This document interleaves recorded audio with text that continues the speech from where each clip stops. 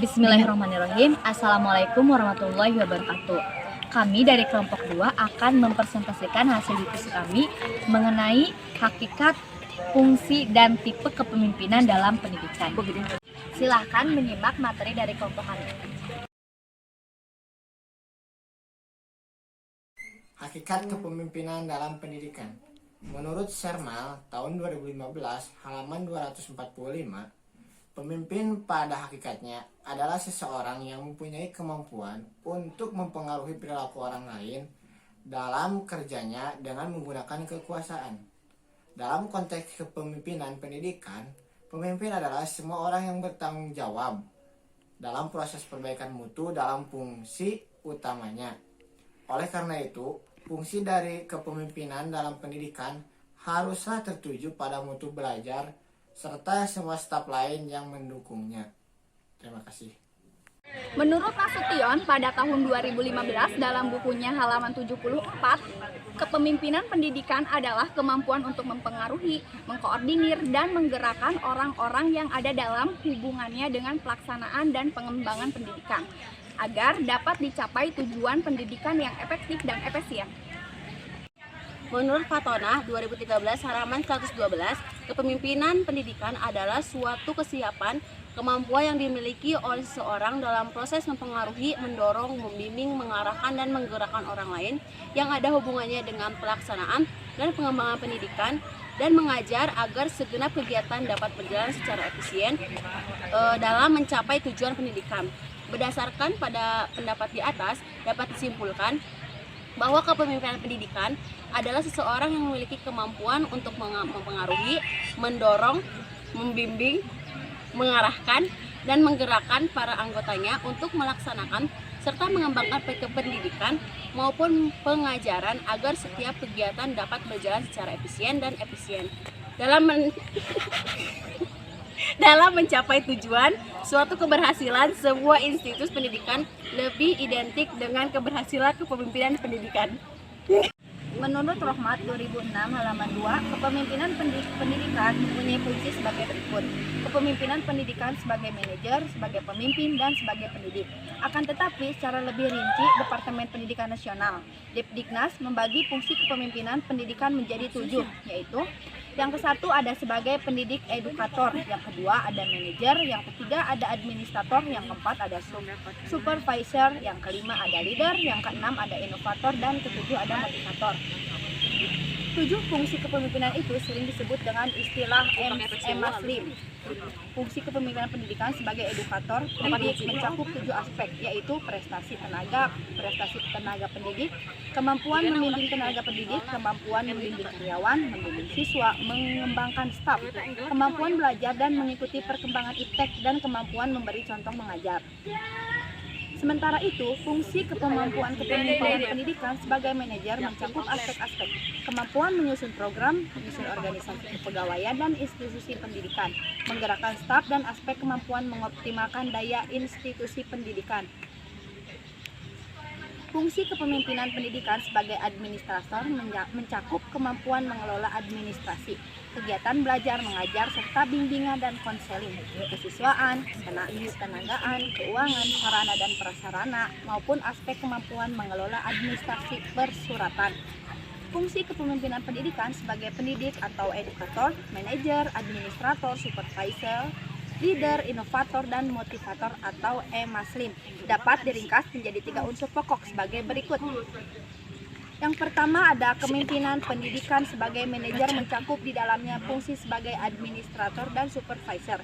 Yang kedua, kepemimpinan pendidikan sebagai pemimpin leader mencakup di dalamnya fungsi sebagai inovator dan motivator. Yang ketiga, kepemimpinan pendidikan sebagai pendidik atau edukator.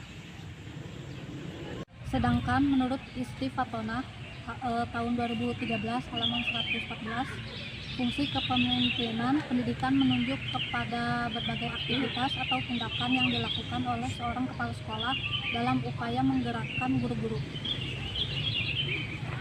karyawan, siswa, dan anggota masyarakat agar berbuat sesuatu guna melaksanakan program-program pendidikan di sekolah.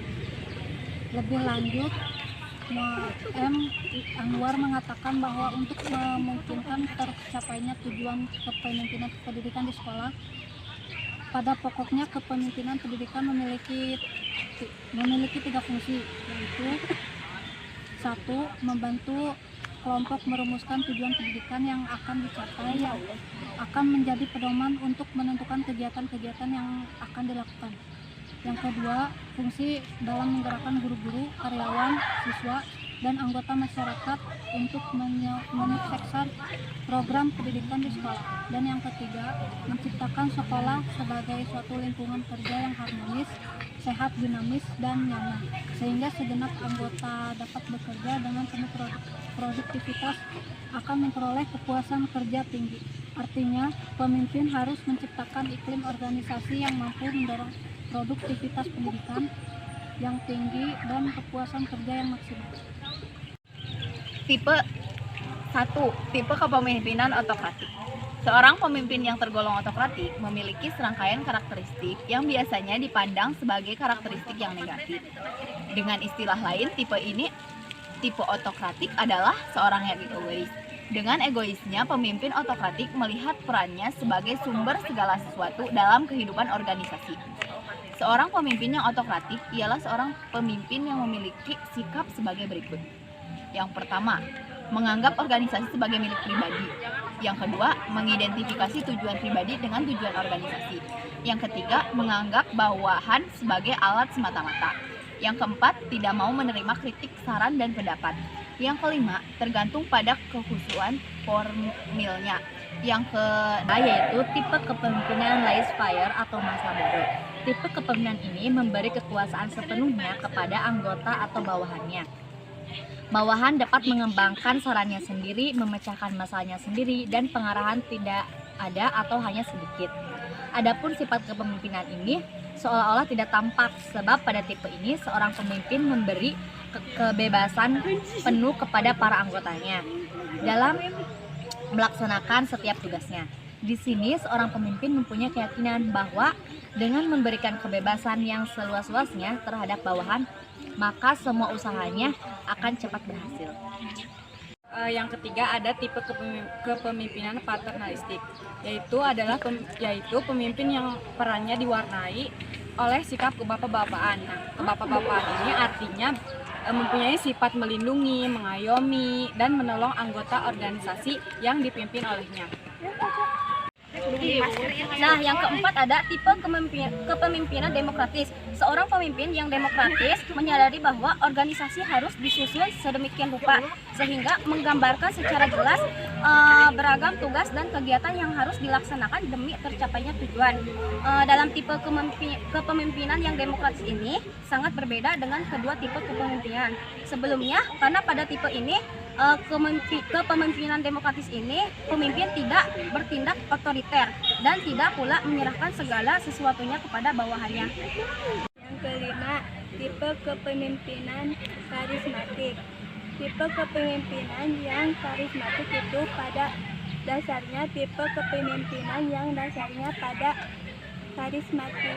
karismatik seseorang.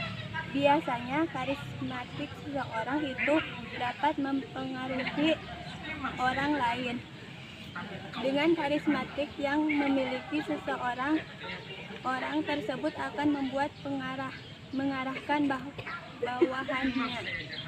Seorang pemimpin yang karismatik memiliki karakteristik khusus, yaitu daya tariknya yang sangat meningkat sehingga mampu memperoleh pengikut yang sangat besar dan para pengikutnya.